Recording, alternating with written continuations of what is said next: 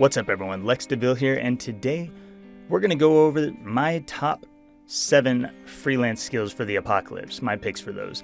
And some of them might surprise you, some of them might not, but I thought it was a good time to talk about that, being that we are in the apocalypse and all. And I would call it what it is, but the last video I made where I did that, Udemy demonetized me, so I guess they're not all about talking about this global problem that is going on in the world, but you know what, hey, it is what it is. So we're going to call it the apocalypse. Top 7 freelance skills for the apocalypse and afterwards, so for after the apocalypse. That's what I want to get into today. Some of them might surprise you, some of them might not, some of them might be some things that you're pretty familiar with. We'll get to that. Let's go ahead and dive in. Hey minions, if you're new to the channel and you like what I have to say, then be sure to subscribe and click the notification bell so you never miss a video. Only do this if you like what I have to say and if you want to hear more about freelancing, entrepreneurship, and personal world domination. Alright, so as you know, apocalypse. It's here, world's gone crazy, shit has hit the fan, and who knows what's going to happen. Everybody's working from home, businesses have sent employees home, businesses have shut down, schools have shut down, churches have shut down, everything is shut down. Everything and anything you can think of is pretty much offline around the entire world. So what can you do from home if you don't have skills, or if you're thinking about reskilling, changing your skills? What can you do? And what should you do? What should you be looking at? I don't know. Here's my top 7 freelance picks for skills for after the apocalypse. That's what we're going to look at today. And we're going to do this countdown style, I guess, with number 7, with number 7 being virtual assistants. Virtual assistants are going to be in demand. They've always been in demand. We've always needed virtual assistants, but now everybody's online, so everybody needs a virtual assistant. And the value of virtual assistants right now is that, one, there's a lot of people out there who already do customer service type work who can kind of just jump into this role if they've got the skills. The people who already have the skills are going to rise to the top. You're going to be worth a lot more to companies, especially companies who are looking to transition to an online environment, because you have the ability to not only manage systems, but also to manage people to some extent. And that depends on what you do as a virtual assistant. But when you think about it, virtual assistants VAs they have a handful of skills. Some of them do social media, some of them write a little bit of copy, some of them set up web pages sometimes, some of them operate as Zoom and other software systems, and that can be really valuable to clients who are looking to go online and they want to save some cash. They want to work with somebody who's competent and knowledgeable and can get them set up in that way. So virtual assistants have been in demand. I don't know if I'd say in demand. I don't know if it's like a top skill on Upwork or anything, but I think there's going to be more demand for them right now. So think about that. If you need a really easy skill to get into, virtual assistant's a pretty smooth one to transition into if you don't have a skill, or even if you do have a skill and you're thinking about jumping into a different skill. That's one where you can get in there and you can learn it pretty quickly, especially if you have some different skills like email, basics of web design or WordPress. If you can do any of those things, social media management, then you can be really valuable to people, especially like calendar management and call booking. Things of that nature are going to be big too. All right, let's go into number 6. Number 6 is going to be, I forgot what it was. Let me look at my list. Web design. That's right. I put web design as number 6 because web design has always been a big, important skill. Web design is something that's been needed in the past. Web designers have been in demand, and this could be from the kind of web designer who knows HTML and CSS to the kind who knows just basic WordPress. Even if you just get into it with WordPress, there's going to be room for you, because you got to look at all of the business around the world are online right now. And this includes a lot of businesses that were formerly offline. And if you look at small mom and pop businesses too, different kinds of mom and pop shops are going to need new websites where they didn't previously. Let's take an insurance sales agent, for example. So let's say a guy sells life insurance. He's got a terrible website, but he hasn't cared because most of his business comes by way of referrals. But now he wants to increase his business. He wants to secure himself more.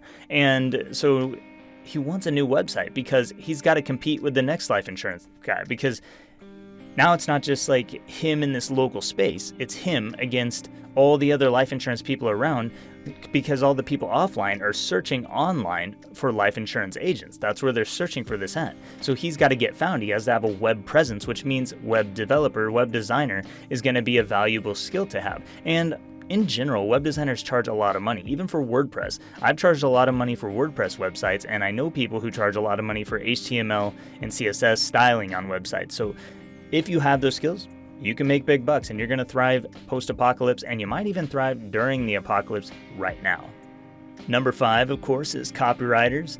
Copywriters are going to continue to thrive. I'm a copywriter, and I do want to know your thoughts on something here in a minute, but let me bring this up. So copywriting, I've been doing a little bit more copywriting lately because clients have been reaching out to me all of a sudden, just coming out of the woodwork saying, hey, Lex, you available for copywriting? And for some of those clients I am, for others, not so much. But I want to know your thoughts on this because I think that this probably isn't limited just to copywriting. I'm betting some of you out there are seeing clients, former clients coming back to you all of a sudden like, hey, I need to overhaul my copy. I need to fix this stuff. I need better words. I need to say some stuff that's going to keep people interested and get them to buy because it's kind of a crazy time out there. So, but drop me a comment down below because I want to know if you guys are seeing a rise in this in people who are clients who are reaching back out to you for services all of a sudden, maybe within the last week or so since everything's kind of happened. Or if you're in a different country, it might have been a month ago or, just kind of,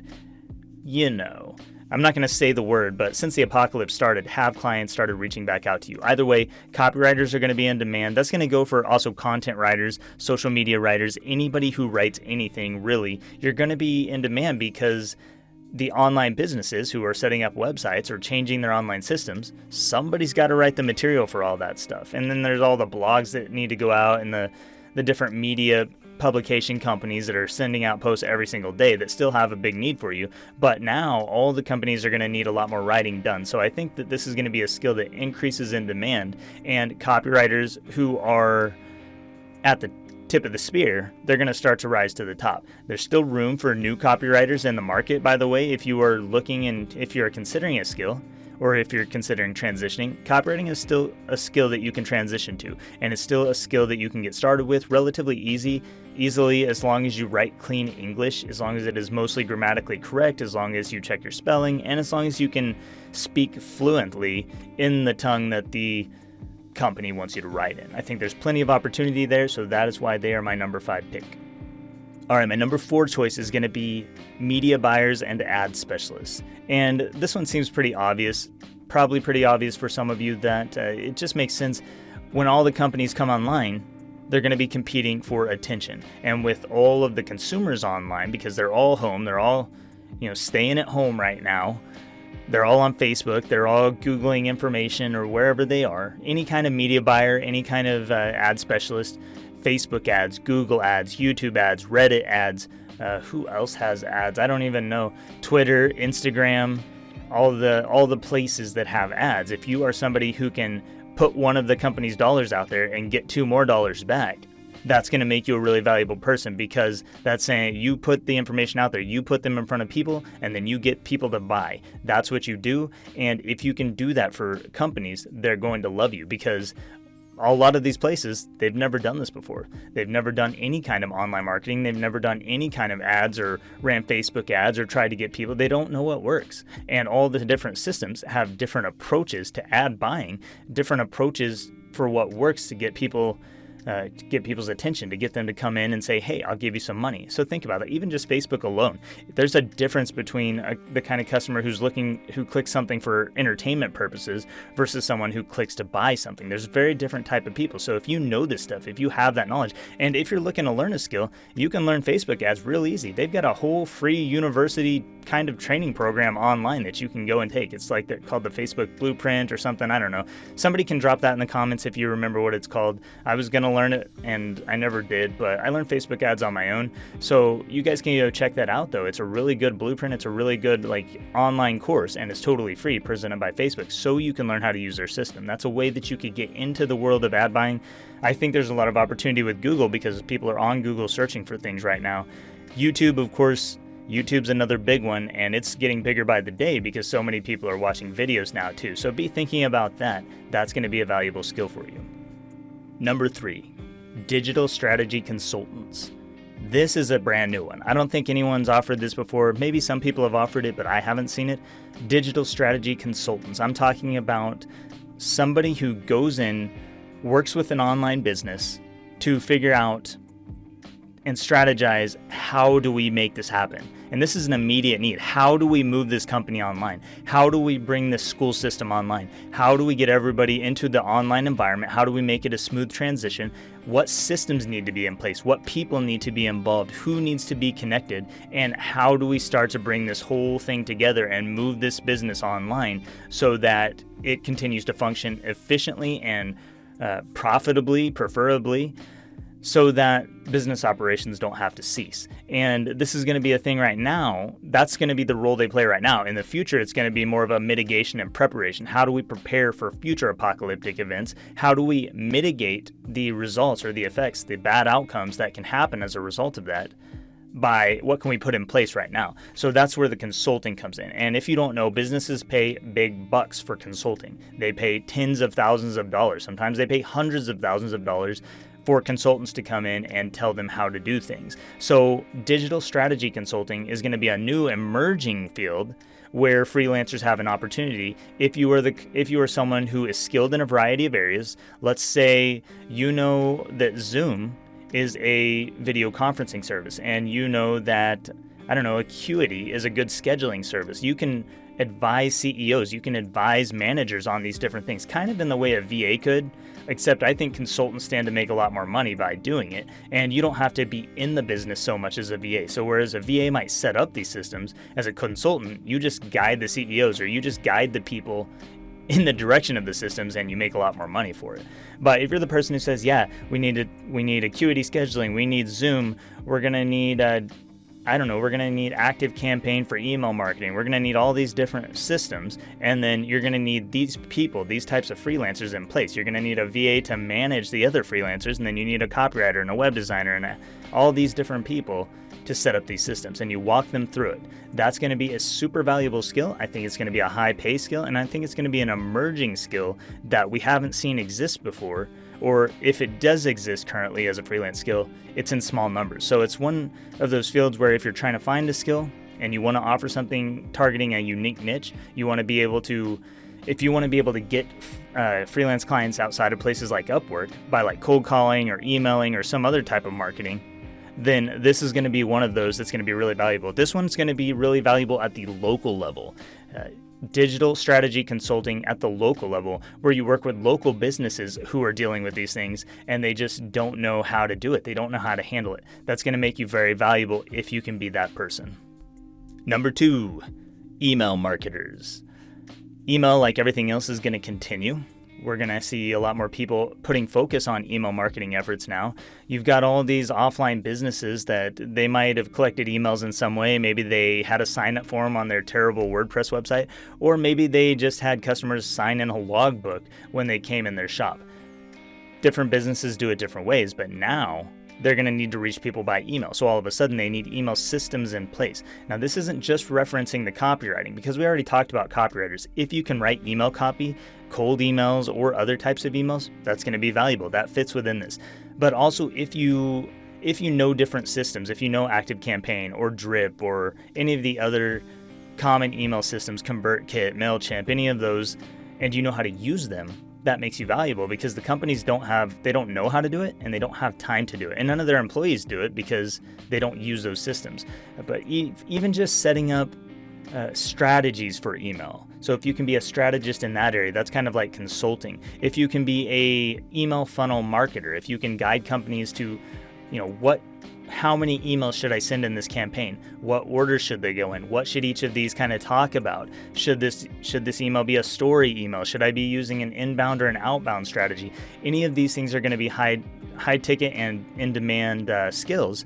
And not only that, they already are in demand. So email marketing has been in demand for a long time. Every time I've ever changed my Upwork profile to show email marketer, I get a lot of people reaching out to me. I get a lot of companies reaching out. So they're already in demand because companies know that emails are a really good way to make money. But now we're going to have all these other businesses coming online, and they're going to be reading books, and they're going to be learning everything they can about digital marketing because it's a scary new world for them. And as they do that, they're going to inevitably come across stuff that says, we need to be doing email So they're going to start trying to find out who's the person to go to for that. And if you can be that person, you'll make a lot of money. Now, you don't have to spend money to learn this skill. This is a skill that you can start learning on your own. If you don't have a skill, you can go set up a MailChimp account and you can start building the systems and putting systems in place to operate as an email marketer. Or you could maybe start as a VA and try and find a freelance client who does email or needs help with email, and just start learning the ropes there. You can learn most of what you need online for free, and you can get started with it completely free, and then soon you can be making a lot of money with email marketing. It's worth a lot, I promise you. And it's worth a lot on a monthly basis too, because a lot of people need ongoing emails. They need ongoing funnels. They don't just send one email and then they're done. It doesn't work that way. So this is one of those where you can get recurring revenue if you're smart about it. So be thinking about that. All right, the number one skill for the apocalypse, post-apocalypse too, for after the apocalypse. Software developers, hands down, this is going to be the single biggest area of all. If you have any kind of software development skills, Python, Ruby on Rails, C++, whatever kind of software development skills you have, if you can make apps and different software systems, you're going to be the most in-demand person ever, basically. The whole world's gone online. Software developers were already in demand. As of 2018, software developers' median average annual pay was, median annual pay was $105,000, with projected 21% job growth. I think that if you were at $105,000 median annual salary before, you double it or you triple it, because not only were there not enough software developers before, not only was companies like Google, Amazon, Walmart, all of these big companies were already fighting for the best software developers. Not even the best software developers. Entry-level software developers were getting picked up by these companies. Now we've got a situation where a lot of companies everywhere, all over the world, they all need this. Cool thing about software development is you can actually get started with it online. You can get started with it for free. You can take a cheap Udemy course, or you can just go to the coding websites and start learning to code. You can buy a book on Amazon for really cheap if you want to go that way. There's different ways to go about it, and I've seen pretty much similar estimates that say about 14 weeks of it, you can have a pretty good grasp of a full stack of developmental skills. So you could learn, let's say you learn HTML, you learn CSS, and then you learn Python. So now you've got kind of the front end and back end. You can build a website, you can make the app all pretty on the front end, and then you can put all the code together in the back end and make these things work. It's worth a lot of money. It was already worth a lot of money.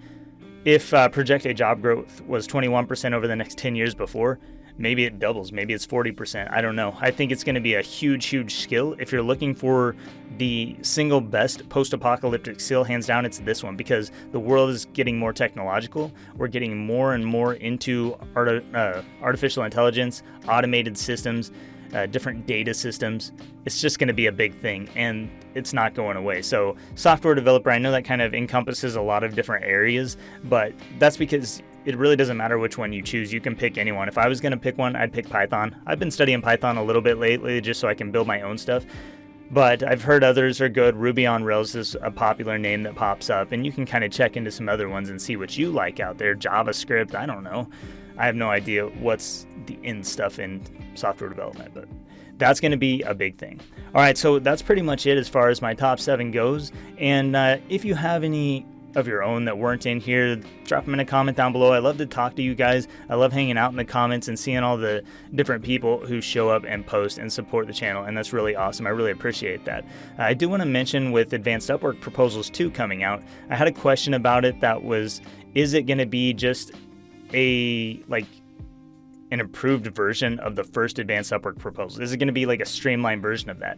This is not that. This is a completely different course. So I wanted to throw that out there, because we are going to talk a little bit about UFocus, which we talked about in the first course, but we're going to go a little bit deeper with it, fix some of the mistakes I've seen people making. And the main thing about this new course, it's going to have tactics and techniques that you haven't seen before, stuff that I've learned over the last 2 or 3 years that I've applied for great results. But the main thing is the framework template. We're going to develop a framework template that you can use so that you don't have to write a 100% custom proposal for every single client.